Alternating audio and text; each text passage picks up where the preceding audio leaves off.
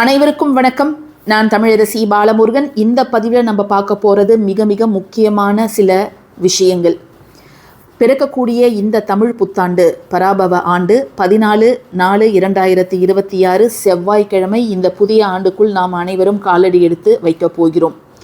இந்த ஆண்டில் எந்தெந்த ராசிக்காரர்கள் எப்படி இருக்கணும், யாருக்கெல்லாம் ஜாக்பாட் யோகம் அடிக்க போகிறது, யாரெல்லாம் கொஞ்சம் கவனமாக இருக்கணும், யாரெல்லாம் உடல் நலத்தில் கூடுதல் அக்கறை எடுத்துக்கொள்ள வேண்டும், யாரெல்லாம் தங்களுடைய வாய்க்கு பூட்டு போட்டு கொள்ள வேண்டும், சாப்பிடுவதற்கு மட்டும் அவர்கள் வாயை திறந்தால் போதுமானது, மற்ற நேரங்களில் அவர்கள் அமைதியை பாதுகாப்பது அவர்களுக்கும் நல்லது, அவர்களுடைய குடும்பத்தாருக்கும் நல்லது. இப்படி பல கலப்படமான விஷயங்களை தான் நம்ம இந்த பதிவில் பார்க்க போகிறோம். தமிழ் வருடமாக இருந்தாலும் சரி, ஆங்கில வருடமாக இருந்தாலும் சரி, அந்த வருடத்தோட முதல் நாள், அதே போல் மாதத்தோட முதல் நாள் எதுவாக இருந்தாலும் அந்த நாளில் சில பல நல்ல விஷயங்களை செய்யும் பொழுது அதனுடைய தாக்கம், அதனுடைய தொடர்ச்சி அந்த ஆண்டு முழுக்க, அந்த மாதம் முழுக்க இருக்கும் அப்படிங்கிறது ஐதீகம். தமிழ் மாதங்கள் மொத்தம் 60. அது ஒரு சுழற்சியாக வந்து கொண்டிருக்கும். இப்போ நம்ம காலடி எடுத்து வைக்க போகக்கூடிய பராபவ ஆண்டு 40வது ஆண்டு. செவ்வாய் என்று காலை 8:42 மணிக்கு சூரியன் மேஷ ராசிக்கு போகிறாரு. சரிங்களா? அதுதான் பொதுவாக சித்திரை மாதத்தில் அதுதான் நடக்கும். முடிந்து போன விசுவாவசு ஆண்டு சில பேருக்கு நல்ல ஆண்டாக இருந்திருக்கும், சில பேருக்கு எப்படா இந்த வருஷம் முடியும் அப்படின்னு வெயிட் பண்ணியிருப்பாங்க. ஸோ எது எப்படியோ பிறக்கக்கூடிய இந்த ஆண்டில் நம்மால் ஆன அனைத்து நல்ல முயற்சிகளையும் போட்டு எதிர்நீச்சல் அடிக்க நம்ம எல்லாருமே ரெடியாக இருக்கணும். ஒவ்வொரு புது வருடமும் கடவுள் நமக்கு கொடுத்துருக்கக்கூடிய மற்றொரு வாய்ப்பு அப்படின்னு தான் நான் நினைக்கிறேன். போன வருஷம் விட்டதை இந்த வருஷம் கெட்டியாக எட்டி பிடிக்கணும் அப்படிங்கிறது தான் ஒவ்வொருத்தருடைய மனநிலையாக இருக்கணும். போனவையாக இருக்கட்டும், கடந்து போனவை கசப்பான நிகழ்வுகளாக இருந்தாலும் அது நமக்கு கற்றுக் கொடுத்த பாடத்தை நாம் ஒரு நாளும் மறக்கக்கூடாது. இப்போ ஒவ்வொரு ராசியாக பலன்கள் என்னன்னு பார்க்கலாம். முதல்ல நம்ம பார்க்க போகிறது மேஷ ராசிக்காரர்கள். 7.5 சனியின் பிடியில் இருப்பவர்கள். இவங்க என்ன செய்கிறாங்களோ இல்லையோ உடற்பயிற்சி தினமும் செய்யணும். உடற்பயிற்சி செஞ்சால் உடல் சார்ந்த பிரச்சனைகள்லேருந்து நம்ம தப்பிக்கலாம். அதே போல் கூட்டு தொழில் செய்யணும்னு பிளான் பண்ணுறவங்க கூட்டு தொழில் ஆரம்பிக்கலாம். நிறைய விரய செலவுகள், அதுவும் சுப விரயம் அவங்களுக்கு ஏற்படும். இதுநாள் வரை தொழிலாளியாக இருந்தவர்கள் முதலாளியாக மாறக்கூடிய வாய்ப்புகள் உருவாகும். நல்ல ஒரு பாசிட்டிவ் மைண்ட் செட்டில் இருப்பாங்க. தொழில் சரியில்லை, வேலை சரியில்லை, படிப்பு சரியில்லை, திருமணம் நடக்கலை, நான் இன்னும் செட்டிலே ஆகலை அப்படின்னு புலம்பனவங்க எல்லாருமே இந்த வருடத்தில் நல்லாவே செட்டில் ஆகிடுவாங்க. அதே போலவே அவங்களுக்கு எல்லாமே நல்லாவே நடக்கும். இந்த மேஷராசிக்காரர்கள் இந்த ஆண்டில் திருச்செந்தூர் ஒரு முறை சென்று வருவது அப்படிங்கிறது அவர்களுக்கு நல்ல பலனை பெற்றுத்தரும். ரிஷப ராசிக்காரர்கள் முதுகுத்தண்டு பிரச்சனை எதுவும் வராமல் அவங்க பாதுகாப்பாக இருக்கணும். ஒரு படிக்கட்டு ஃபாஸ்ட்டாக இறங்குறது, ஒரு சேரில் போய் படார்னு உட்கார்றது, இதை மாதிரியான விஷயங்கள்லாம் அவங்க கவனமாக இருக்கணும். அதே போல் முதுகுத்தண்டை வலிமைப்படுத்துகிற அளவுக்கு ஏதாவது ஃபிட்னஸ் எக்ஸசைஸ் அவங்க செய்யணும். கல்யாணம் செஞ்சுக்க மாட்டேன் தள்ளி போட்டவங்க இந்த வருடத்தில் கல்யாணம் அவசியம் செஞ்சுக்கணும். அதே போலவே நிறைய லாபம் பார்க்கக்கூடிய ஒரு காலம். பெயர் புகழ் எல்லாமே, அந்தஸ்து எல்லாமே உயரும். நகை, வண்டி, வாகனம், வீடு இது எல்லாமே வாங்குவாங்க. அதனால் அதிகம் இன்கம் டேக்ஸ் பண்ணக்கூடிய அளவுக்கும் அவங்க வருமானம் உயரும். அனைத்து கனவுகளையும் நிறைவேற்றும் காலமாக இருக்கும். யாராவது காதல் திருமணம் செய்யணும்னு நினச்சிங்கன்னா உங்களுடைய காதல் முழு வெற்றி அடைந்து அது காதல் திருமணமாகவும் கைகூடும். இவங்க எந்த கோவிலுக்கு போகணும் அப்படின்னு கேட்டிங்கன்னா ஸ்ரீரங்கர் ரங்கநாதரை ஒரு முறை தரிசனம் செய்வது நல்லதுங்க. மிதுன ராசிக்காரர்கள் காது, மூக்கு, தொண்டை இதில் ஏதாவது ஒரு சின்ன பிரச்சனை வந்தாலும் அதை கொஞ்சம் கவனமாக பார்த்துக்கோங்க. ஜூன் 14க்கு பிறகு உங்களுக்கு நிச்சயமாக நல்லது நடக்கும். தொட்டது துலங்கும்.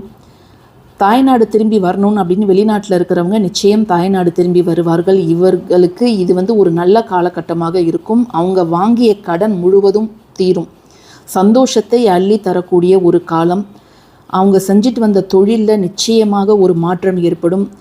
இப்போ ஆஃபீஸில் வேலை செய்கிறாங்கன்னா அவங்களுக்கு ப்ரமோஷனு, இன்க்ரிமெண்ட்டு இது எல்லாம் அவங்க கேட்காமலே கிடைக்கும். மிதுன ராசிக்காரர்கள் போக வேண்டிய கோவில் பட்டீஸ்வரம் துர்கை அம்மன் ஆலயங்க. அடுத்ததாக கடக ராசிக்கு சனி விலகிவிட்டது. நிம்மதி பெருமூச்சு விடலாம். அவங்க கடந்த காலங்களில் நிறைய அவமானங்கள், மன உளைச்சல்லாம் நீங்கள் சந்திச்சிருப்பீங்க. அதெல்லாம் மாறி விலகி மாபெரும் முன்னேற்றம், தொழில் மாற்றம், இடம் மாற்றம் இதெல்லாம் உங்களுக்கு ஏற்பட போகிறது. ஸோ நீங்கள் தினம்தோறுமே கோளறு பதிகம் அப்படிங்கிறது படிக்கலாம். இப்போ விவாகரத்து கேட்டு பிரிஞ்சிருக்கிறவங்க மீண்டும் ஒன்று சேரக்கூடிய காலகட்டம். பிரிந்தவர்கள் அனைத்து உறவுகளும் மீண்டும் ஒன்று சேருவார்கள். நீங்கள் உங்களுடைய உடல் நலத்தில் கொஞ்சம் கவனம் எடுத்துக்கணும். ஹார்மோனல் இம்பேலன்ஸ் நடக்கும். அதுக்கப்புறம் ஹீமோக்ளோபின் லெவல்லாம் நீங்கள் அடிக்கடி செக் பண்ணிக்கோங்க. நீங்கள் காளஹஸ்தி ஒரு முறை சென்று வருவது உங்களுக்கு நன்மை பயக்கும். சிம்ம ராசிக்காரர்களுக்கு அஷ்டம சனி. இந்த ராசிக்காரர்கள் தங்களுடைய ஈகோவை விட்டுட்டு வாழ்வது அப்படிங்கிறது நல்லது. வண்டி வாகனங்களில் செல்லும்பொழுது ரொம்ப ரொம்ப ஜாக்கிரதையாக போகணும். அதே மாதிரி வெளிநட்பு அவங்கக்கிட்டேயும் கொஞ்சம் ஜாக்கிரதையாக இருக்கணும். தீராத நோயினால் கஷ்டப்படுபவர்கள் அந்த நோய் நொடியிலிருந்து கொஞ்சம் கொஞ்சமாக மீண்டு வெளியில் வருவாங்க. இவர்களுக்கு நரம்பு மற்றும் வயிறு சம்பந்தமான பிரச்சனைகள் அடிக்கடி வரும். அப்படிங்கிறதால அதில் கொஞ்சம் கவனம் எடுப்பது அப்படிங்கிறது நல்லது. பஞ்சமுக ஆஞ்சநேயர் வழிபாடு இவங்க செஞ்சாங்கன்னா நிச்சயமாக இவர்களுடைய வாழ்க்கையில் நல்லதொரு முன்னேற்றத்தை காணலாம். கன்னிராசிக்காரர்களுக்கு சளி தொந்தரவு இந்த காலகட்டத்தில் இருக்கலாம். முதுகு தண்டு பிரச்சனை இருக்கலாம். அதனால் கொஞ்சம் ஜாக்கிரதையாக இருங்க. வண்டி வாகனங்களில் செல்லும்போது கவனம் தேவை. கல்யாணத்துக்காக காத்துட்டு இருந்தவங்களுக்கு கல்யாணம் நடக்கும். திடீர் அதிர்ஷ்டங்கள், பெரிய பதவி பொறுப்புகள் தேடி வரும். மற்றவர்கள் குடும்ப பிரச்சனையில் நீங்கள் எக்காரணம் கொண்டும் தலையிடாதீங்க. பஞ்சாயத்து பண்ணுற நீங்கள் ஒரு நபராக போய் உட்கார்ந்தீங்கன்னா உங்களுடைய குடும்பம் சிக்கலில் மாட்டும். ரொம்ப ரொம்ப அனுகூலமான காலம். முதலீடு செய்கிறதுல கொஞ்சம் கவனமாக இருக்கணும். ஏன்னா கூட்டு தொழில் செய்கிறோம், ஃப்ரெண்ட்ஸ் எல்லாம் சேர்ந்து நம்ம செய்யலாம், நீ கொஞ்சம் முதலீடு போடு அப்படின்னு உங்ககிட்ட யாராவது கேட்டாங்கன்னா அது செய்யறது சரிதானா அப்படிங்கிறத ஒரு முறைக்கு 10 முறை யோசிச்சுட்டு நீங்கள் முதலீடு செய்யுங்க. அதே போலவே கீழ்த்திருப்பதிக்கு ஒரு முறை சென்று வருவது அப்படிங்கிறது ரொம்ப நல்லது. துலாம் ராசி சனி உச்சம் பெறக்கூடிய ராசி. அதனால் முதுகு, வயிறு, கால் சம்பந்தமான பிரச்சனைகள் வந்தால் அதை ரொம்ப ஜாக்கிரதையாக நீங்கள் கையாளுங்க. தினம்தோறும் ஒரு அரை மணி நேரமாவது வாக்கிங் போகிறது, எக்ஸசைஸ் செய்கிறது ரொம்ப ரொம்ப நல்லது. மனை மாற்றம், வீடு மாற்றம் மற்றும் தொழில் மாற்றத்துக்கான ஏற்ற காலகட்டம் இது. இம்போர்ட் எக்ஸ்போர்ட் அந்த மாதிரியான விஷயங்கள் நீங்கள் தாராளமாக செய்யலாம். நல்லது நிறைய நடக்கக்கூடிய ஒரு காலம். சனி தன்னாலான உதவிகளை உங்களுக்கு அள்ளி கொடுப்பார். நீங்கள் ஒரு முறை மேல்மலையனூருக்கு சென்று வருவது நல்லதுங்க. விருச்சிக ராசிக்காரர்கள் புது வருஷம் ஆரம்பித்ததுலேருந்து தினம்தோறும் மூச்சு பயிற்சி செய்யணும். இந்த காலகட்டத்தில் குழந்தை வரம் வேணுமா, குழந்தை வரம், கல்யாணம் வரம் இதெல்லாம் அவங்களுக்கு நடக்கும். நிறைய நல்ல நல்ல விஷயங்கள்லாம் அவங்களுக்கு நடக்கும். யாரெல்லாம் அவங்கள இத்தனை காலங்கள் கேலி செய்தார்களோ அவர்களுக்கு முன்பு நல்ல ஒரு மரியாதையான நிலைக்கு அவர்கள் வருவார்கள். அவர்கள் இன்னும் வாழ்க்கையில் முன் உயரணும் அப்படின்னா பிரம்ம முகூர்த்த நேரத்தில் எழுந்திருப்பது அப்படிங்கிறது ரொம்ப ரொம்ப நல்லது. நிறைய பேருக்கு இந்த கால்நடை விவசாயம், தோட்டம் வைக்கிறது இதிலெல்லாம் ஆர்வம் இருக்கிறவங்க இந்த ஆண்டு அதையெல்லாம் தாராளமாக செய்யலாம். ஒரு முறை வைத்தீஸ்வரன் கோவிலுக்கு சென்று வருவது நல்லது. தனுசு ராசிக்காரர்கள் இந்த புது வருஷம் பிறந்த உடனே நீங்கள் குலதெய்வ கோவிலுக்கு போகிறது ரொம்ப ரொம்ப நல்லது. அர்த்தாஷ்டம சனி. அதனால் மற்றவங்க கிட்ட பேசும்போது பார்த்து கவனமாக பேசுங்க. வார்த்தைகளில் ரொம்ப அலட்சியமாக இருக்காதீங்க, கவனம் தேவை. நிறைய நல்லது நடக்கக்கூடிய காலம். உங்களுடைய உடல் நலத்தில் அக்கறை அப்படிங்கிறது வேணும். தண்ணீர் நிறைய குடிக்கணும். அதே போல் சனீஸ்வர பகவான் கோவிலுக்கு இந்த வருடம் நீங்கள் சென்று வருவது நல்லது. தினம்தோறும் உடற்பயிற்சிக்காக ஒரு அரை மணி நேரம் ஒதுக்குவது நல்லதுங்க. மகர ராசிக்காரர்களுக்கு சனி விலகிடுச்சு. நகை, ஆடை, ஆபரணங்கள் அதெல்லாம் அதிகமாகவே சேரும். எக்காரணம் கொண்டும் வாக்குவாதங்களில் ஈடுபடாதீங்க. சாப்பிட்றதுக்கு மட்டும் நீங்கள் வாய் திறந்தீங்கன்னா போதும். மற்றதற்கு நீங்கள் நல்லதுக்கு பேசினா கூட அது கெட்டதாக போய் முடியும். அதனால் வாக்குவாதத்தில் ஈடுபடவே படாதீங்க. எப்பெல்லாம் நேரம் கிடைக்குதோ காரிய சித்தி மாலை, விநாயகர் காரிய சித்தி மாலை படிப்பது நல்லது. தினமுமே உங்கள் வீட்டில் நெய் தீபம் ஏற்றிட்டு வாங்க. முடிந்தவர்கள் இந்த வருடம் ஒரு முறை பிள்ளையார்பட்டி கற்பக விநாயகரை நேரில் சென்று தரிசிப்பது அப்படிங்கிறது நல்லது. கும்பராசிக்காரர்கள் மற்றவர்கள் உங்களை புகழ்ந்து பேசினா அவங்கள தயவு செஞ்சு நம்பிடாதீங்க. அவங்க முன்னாடி புகழ்ந்து பேசுவாங்க, பின்னாடி காலை வாரி விடுவாங்க.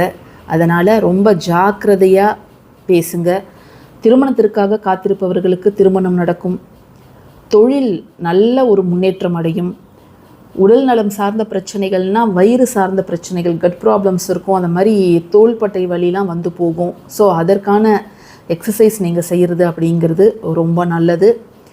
அதே போல் நீங்கள் ஒரு முறை திருநள்ளாறுக்கு சென்று வருவது அப்படிங்கிறது ரொம்ப நல்லது. கடைசியாக நம்ம பார்க்க போகிறது மீன ராசிக்காரர்கள் ஜென்ம சனியில் இருக்கிறாங்க. ஜென்ம சனி அப்படின்னாலே வயிறு சம்பந்தமான ப்ராப்ளம் வந்து அவங்களுக்கு இருக்கும்.